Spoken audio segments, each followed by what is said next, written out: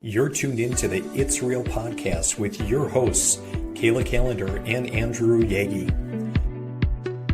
Each week, we'll talk about what happens behind the scenes working full-time in real estate and share with you real-life stories, our successes and failures as we work to help consumers and industry professionals reach their real estate and real-life goals.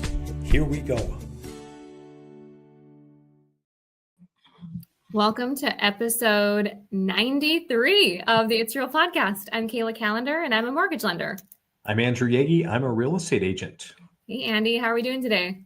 Honestly, I'm dragging a little bit today, Kayla, but good to see you as always. Always a pleasure. Was that because you were up late, trying to find a place for Buddy, the elf on the shelf?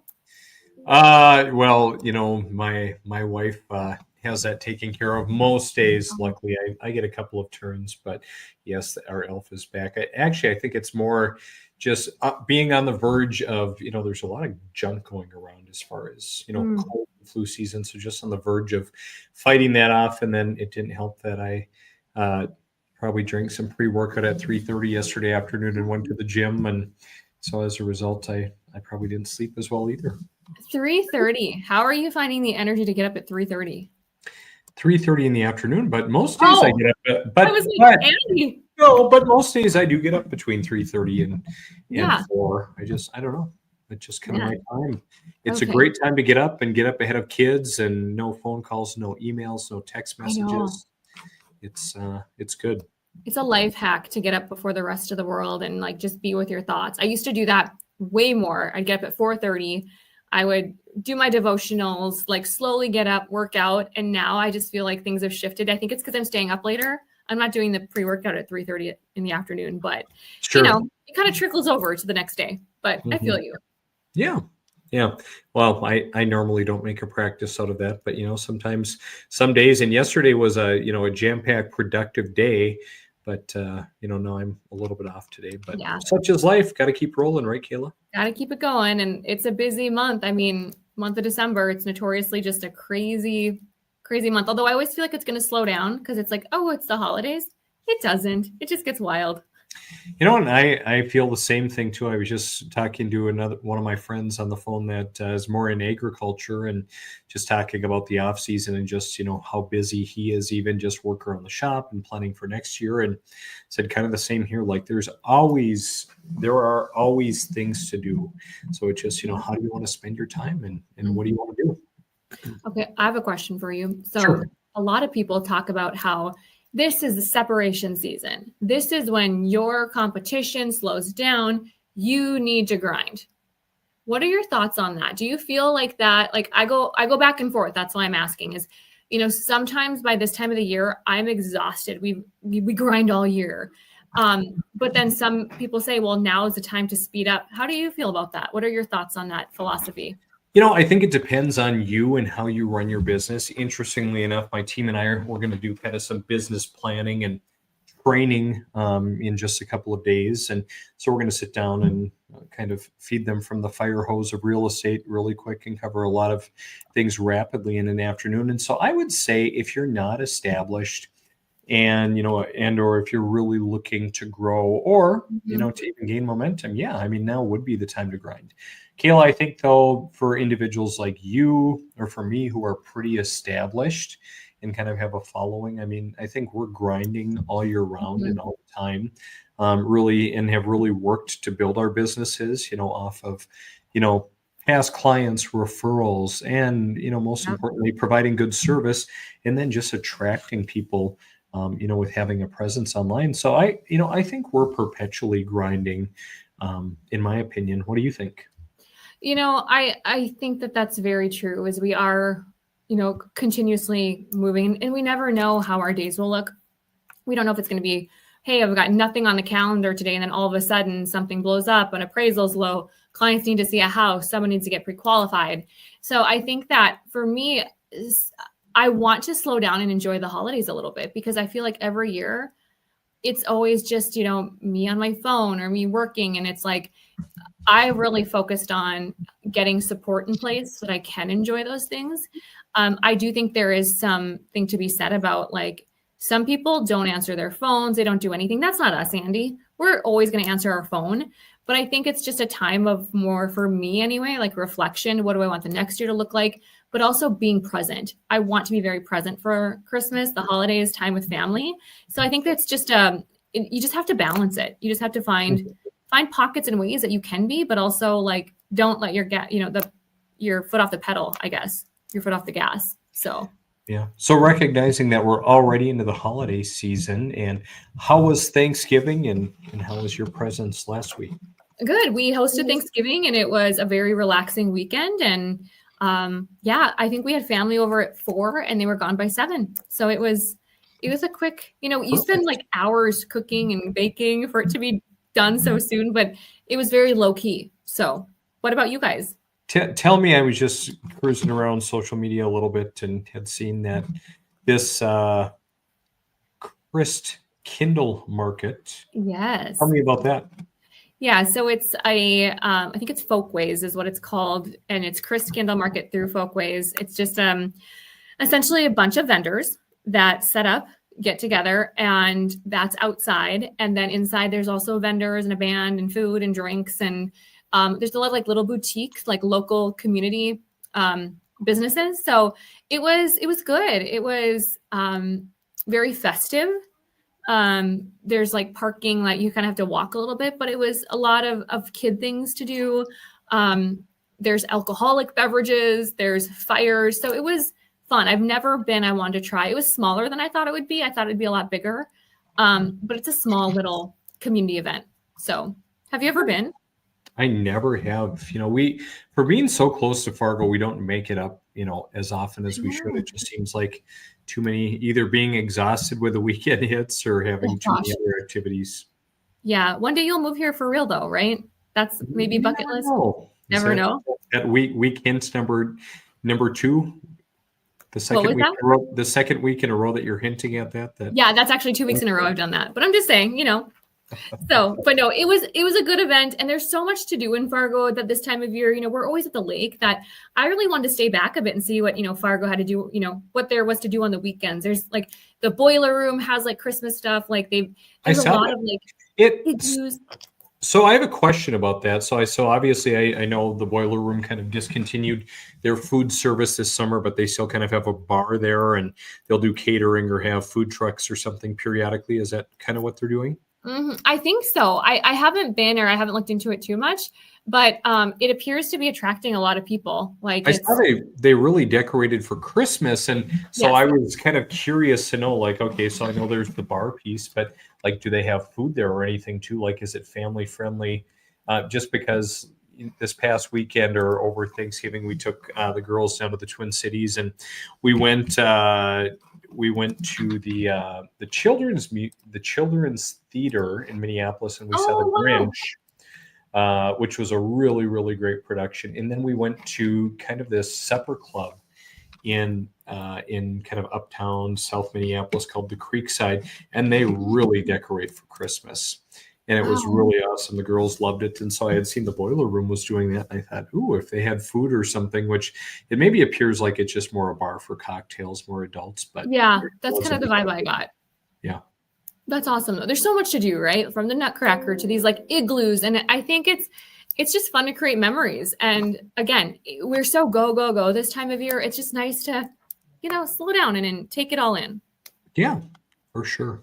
And I want to know what you did for Thanksgiving, because was that what you guys did? Did you go that weekend? Yeah, so we went down there Wednesday and then kind of hung out with my wife's family this year, and so it was kind of nice to get out of town and relax. And actually, I'm again, like we talked earlier, just a lot of people talk about this being a slow time of year, and and I know a lot of agents, I know a lot of lenders have had a more challenging year. I know a lot of home sellers, like there was frequent conversation around the Thanksgiving table this year, as I was talking to some of my wife's family, and even there were some guests of theirs that had come over who, maybe one lady in particular was older, was recently widowed, moved elsewhere, and had, quite a nice home somewhere else that is getting absolutely no looks because the market has been so soft. But amidst all of that, I look at, we still continue to list homes. And actually, I had a home in a very rural community near us that we've had listed for a number of months, not a lot of activity. And I thought, hey, we're going to carry this into the spring. No problem for the sellers based on their circumstance. And then out of nowhere, we get not one, but two offers. So it's just kind of Dang. peculiar, some of these things. Mhm. And then even I listed a house in Horace the other day up in more in your area, Kayla, and just looking at the amount of inventory, about 8.1 months of homes for sale in Hmm. Horace. Just a crazy amount of inventory, but you figure all of Mhm. the builds and all of the problems they've had Yeah. with special assessments. But even I've been pretty pleased with the number of showings that home's gotten since we listed it on Friday as well. So Yeah. And I think that's a good thing. And I think that as we go into 2026, yeah, I think, you know, so many people say, well, I'm going to wait for rates to go down. I think there's going to be a lot of pent up demand, a lot of people that are like, I mean, I feel like we're going into what, year 4 of this, like of Mhm. it just being like, okay.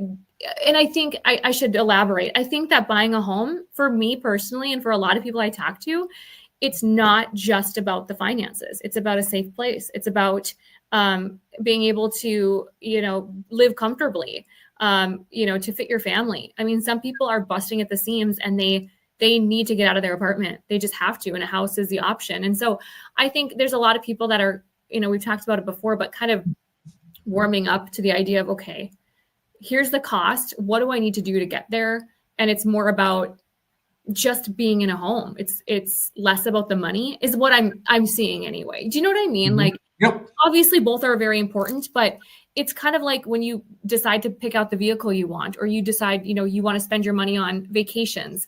I think it's kind of one of those things where a lot of home buyers are like, I'm just tired of renting. This is the next step. And what do I need to do to get there? That's how I feel 2026 is kind of like setting itself up to be. Mhm. Yeah. So you think is it going to be a pretty hot market in 26 for those that are watching and are selling, buying? What's it going to look like? You know, I feel like rates will come down a little bit, but I don't think it'll be the driving factor. I think the driving factor is going to be emotional and people just being ready to just make it happen. Mhm. I think when people are educated and they're getting details broken down of here's where you could have been if you bought 5 years ago, 2 years ago, I think there's this whole feeling of like FOMO, like, shoot, I should have done this. I'm going to do it now. But I think it'll be a busy 2026. I think also a lot of people are going to refinance. There's a ton of people that could have refinanced and saved a ton of money that are still saying, I'm going to wait till rates come down a little bit more. And I think there's probably a tipping point. If they get down a little lower, we'll see a lot of refinances. Mhm. Yeah. What are your thoughts? Interesting. Yeah, I mean, I think that there's a lot of pent up demand out there. And again, I look at our more immediate marketplace where I am. There just is always a shortage of inventory. So I think next year is going to be busier. I think, again, you draw that magical line in the sand of January 1st, new year, new opportunities. Mm-hmm. I've got big goals. I want to get places.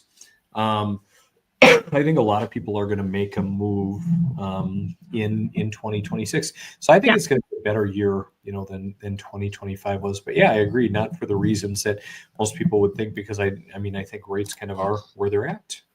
Yeah. And I think it's one of those things. It's like, this is what it is. Do you want to move forward or do you not? Because I think that's just kind of the tipping point. It used to be like when rates come down, I think people are like, okay, what do I need to do to make this happen?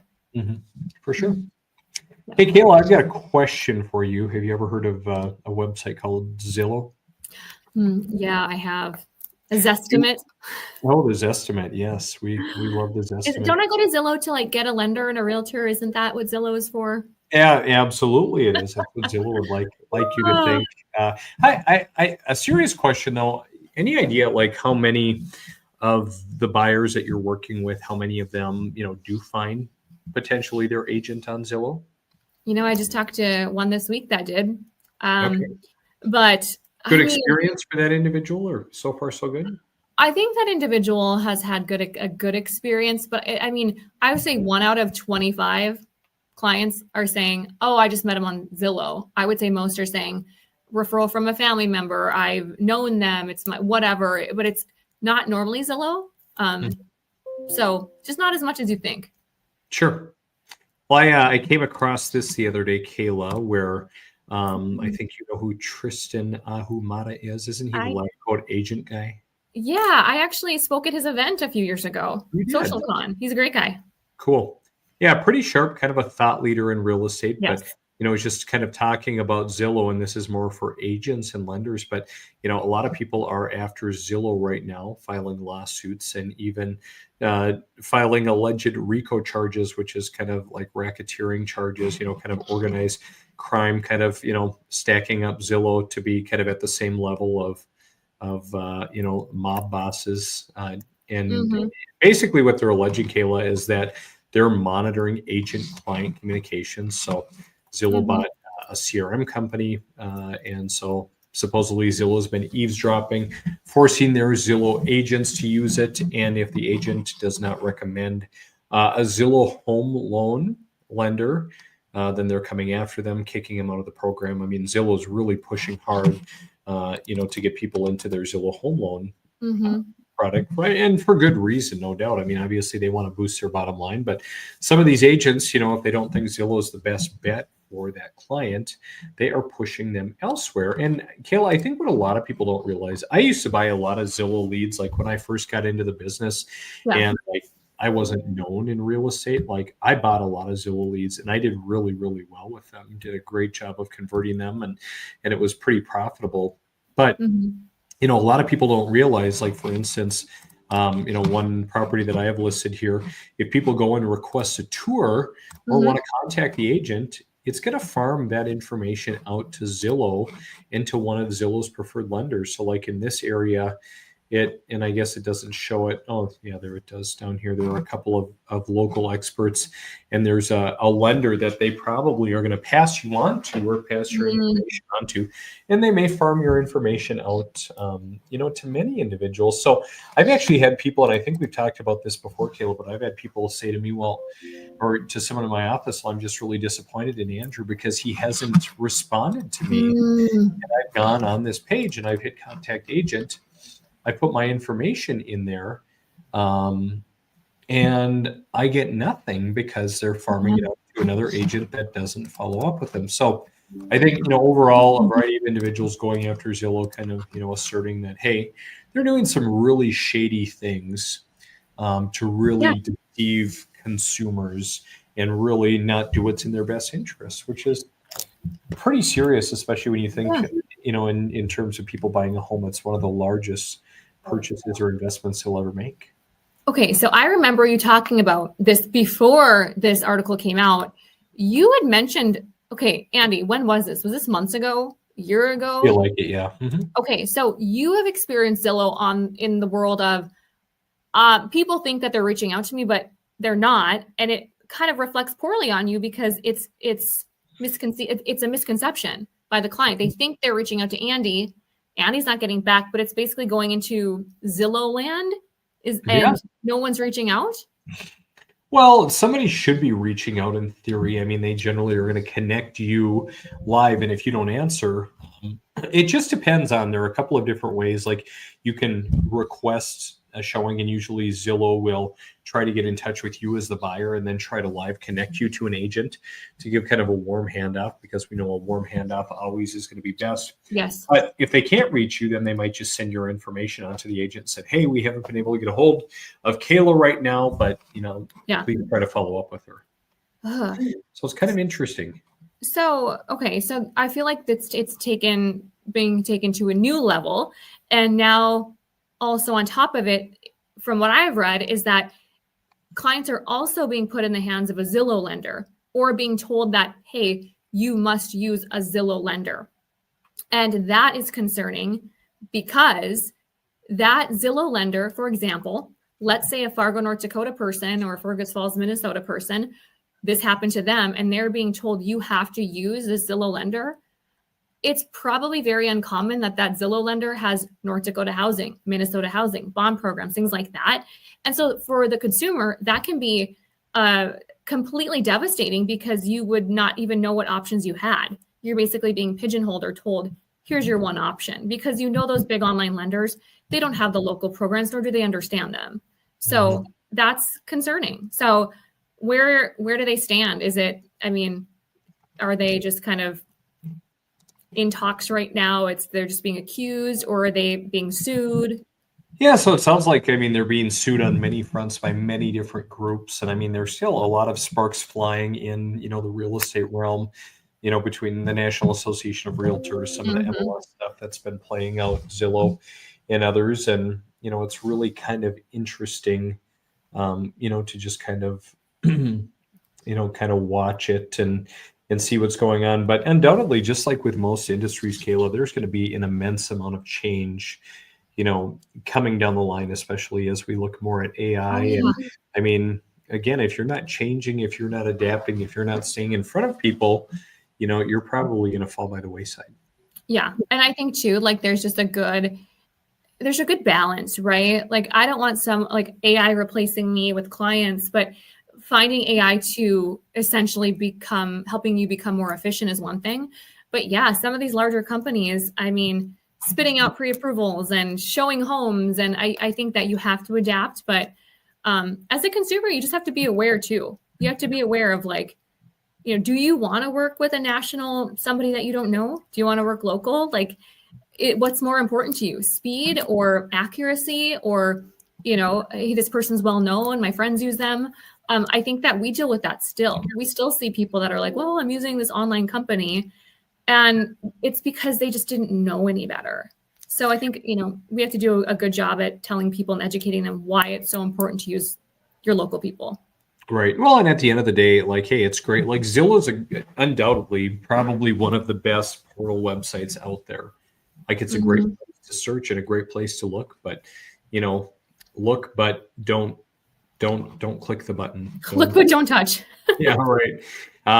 Find someone local. Like talk if you're in a new area and you don't know an individual or you don't have any relationships, like get out there, look on Google, look at reviews, ask someone that you trust or a coworker or parents, whoever, like, hey, who'd be a good lender? Who'd be a good agent, and ultimately interview them. I think one of the problems is, again, us living in, we'll call it the Amazon.com society, where we're used to getting whatever we want in mere days. I've seen this happen before too, Kayla, where when I was playing the Zillow game, so to speak, and I'd have people reach out, hey, I want to go see the home today. Okay, great. Are you and kind of ask them a variety of questions. Hey, do you have an agent? Well, yeah, I do, but they're not responding. So can you just come and show me the house? And that would happen a lot. I think it happens more in bigger cities, but yeah. I'd say, well, no, I can't. Like I'm not a tour guide. So ultimately, just go find who's a good fit for you and them, and bypass all of this. Don't put your information into all of these websites. That's another huge pet peeve. People will go and put their information in 5 or 6 different websites and then get really upset when they're getting phone calls. We've had some ads at the bank where we're like, hey, if you want to like put in your info and, we'll do a refi watch for you, whatever. And we've had some that I followed up on like, hey, you input your info, like, hey, and they get mad. And it's like, yeah, when you're providing your information online, it's, and to me, I'm following up to try to help. Same with, the people with Zillow too. But I think too, you just have to be aware. And, I was talking to my friend Katie today. She's a brand builder. She's big into SEO, GEO, AI optimization. And we were talking about, where do our referrals come from? Like, where do my referrals come from? And one of the things that we were talking about too is like, I'm starting to see referrals from Google because people Google me, people Google you, Andy. And it surprises me that more people are not researching the lender and more people are not taking the time. And I'm a broken record when I talk about this, but taking the time to figure out who you're working with versus going online and just saying, oh yeah, I've got this sheet of paper that says I'm good to go, but they don't know your goals, your hopes, your dreams, any of that. So I'm still surprised at how many people don't Google or ChatGPT or what have you, and still go online. I mean, as a realtor, are you seeing pre-approval letters from online lenders still, or is it? Yeah, I just had a cringe one come through the other day from Rocket Mortgage, and I was like, oh, why? Yeah, but I don't know. It's okay. Then you just guide them, and I think it really is. You're looking out for the client, because far too often than not, you're probably seeing those deals go sideways, and you're just trying to protect your client. Yeah, without a doubt. But yeah, I don't know. I think that, as I look at this, and I was just looking around Zillow and just wondering like, hey, who's buying, leads from Zillow and playing the premier agent game these days? And like even in my zip code, I see an agent from Fargo who's buying leads in Fergus Falls. And I'm just thinking, oh man, like, That's yikes. hard. Well, it is because it's a little bit of a hike and Gotcha. I mean, I can list homes in Fargo, no problem. Do I want to work with a lot of buyers in Fargo? No, I don't. I'll work with select buyers, but it's just kind of crazy. But one of the biggest problems and why there isn't a lot of success is a lot of people, a lot of agents and probably lenders, they think they can spend their way to success. They think they can, pay for all of these different services and these lead sources and different things. And I mean, they end up spending everything. They never make any money, and therefore they don't succeed because they're not willing to do the work and they don't build the right habits. Well, correct me if I'm wrong, but when you are buying leads, as whether you're a lender and you're part of it or you're a realtor, don't you find that those are the leads that you are spinning your wheels over trying to get them to answer their phone? Like, correct me if I'm wrong, Andy, you'll know more about this than I do, but to me, I'd rather create relationships, improve to my community and speak at events and get referrals from the people, the ambassadors out in my community than paying. I could be wrong. Tell me otherwise, but isn't it a lot harder to kind of field all these Zillow leads? It is, although undoubtedly when you're starting out, unless you're, starting to work with a good team, like someone coming and working with you and becoming a loan partner and learning the right way and, surrounding themselves with good people, or even like with what we're doing, we're working at growing a team and we have a fairly, young team, but, already, getting some momentum, but, just kind of teaching the right way, kind of along the lines of the book that I shared with you, Kayla, The Full Fee Agent. Yes. Where it just talks about, not wasting your time, because people will, and you see it a lot in the lending game, a lot of people will waste your time. And so really, as an agent, I'm going to be respectful of my client's time. And I ask for the same thing too. And hey, ultimately we may not be a good fit, and that's okay as well. And I think too, like, we have to remember that it's a partnership with our clients, right? It's like, I want to mirror kind of what you're giving me and vice versa. And I can tell a client all day, Andy, like, hey, don't go spend any money. Do not pass go. Do not collect $200. We're closing a loan this week. The client put 40 grand on a credit card. And, a lot of things then went sideways. And I looked, and my team and I spent, I think all in all, you can look at like how long you're in a file. It was like 16 hours because of that one thing. And people, like the realtors, the builders, like the clients, they don't know sometimes how much it goes on behind the scenes, but our time is valuable. And so we have to remember that, it is a partnership, and you want to match that person too. Is, if you're just getting in the business, yeah, you probably are going to grind it out like that. But as you grow and as you want to align yourself with people that you want to work with, I love seeing people grow, because then they have that luxury a little bit of saying, you know what, I'm going to, have some boundaries. This is who I want to work with. And then I'll just send out that other person to, somebody else, or I'll refer it out elsewhere. And that's a cool place for people to be at. You know what I mean? Is to be just a little bit more selective, because time is the one thing that you just can't make more of. Yep, absolutely. Well, Kayla, as we part ways today, obviously, we're in the holiday season. People are busy, but, I think kind of like you alluded to earlier, a lot of people they're kind of thinking, they're like, hey, I've outgrown this space, or hey, I'm dreading the holidays here because, we just don't have the room as we continue to grow. Our needs have changed.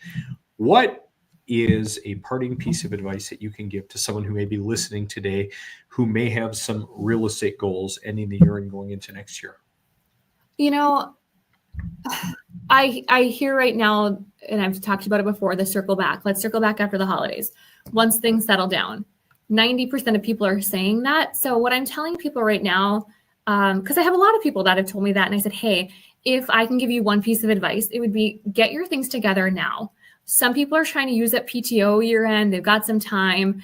Take the time to get organized right now. Maybe take 20 minutes to do an online application, because what's going to happen is January is notorious for being the busiest month traditionally for new applications, meaning lenders are busier. You're kind of fighting for the time with the lender, the one-on-ones, the schedules are harder to get on. So I would just say, just take a couple extra steps in the month of December, gather your financials, and maybe just start an application. You don't have to do anything.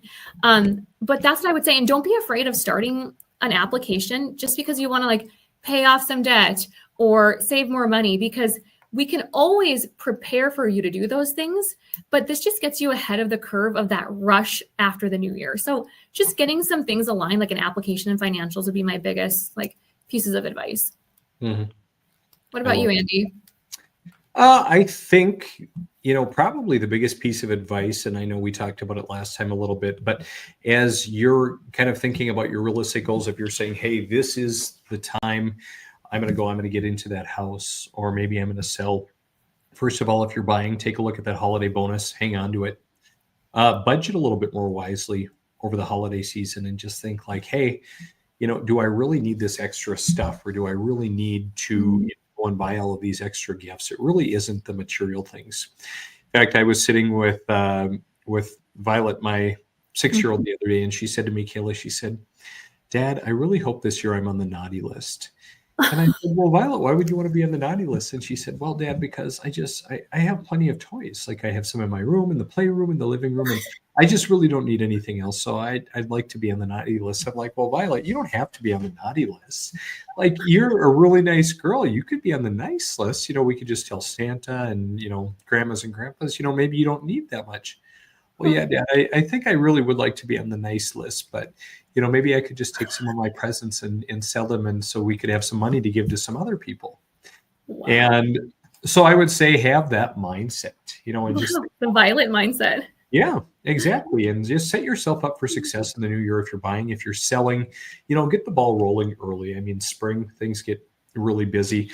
We're finishing up a flip house project, Kayla, and we've been kind of slowly working on it as we've had other projects going. And, probably are going to have it out the 1st of January, which historically can be a great time to list a house, just as that calendar magically turns and everyone has their resolutions. Mm-hmm. It's kind of amazing how much activity, we see at the beginning of the year. Mm-hmm. So I would say start thinking ahead and put a plan in place for your success. I love that comment too about the holiday bonus too. Like, some people think they should just go, pay off a bunch of debt with it. And I would tell people too, like, hold on to it for a hot minute, because maybe you don't need to pay off debt. Maybe when you get pre-qualified, you actually have to show a little bit more down. So you need that money in your pocket. So I would also say, don't assume, just, take the time to just have the conversations so that you can be guided and strategies can be made for, that next step of getting pre-approved. Mm-hmm. Right on. Okay. Well, this wraps up episode 93. Kayla, have a great rest of the week. I will, if you will. See ya. Bye.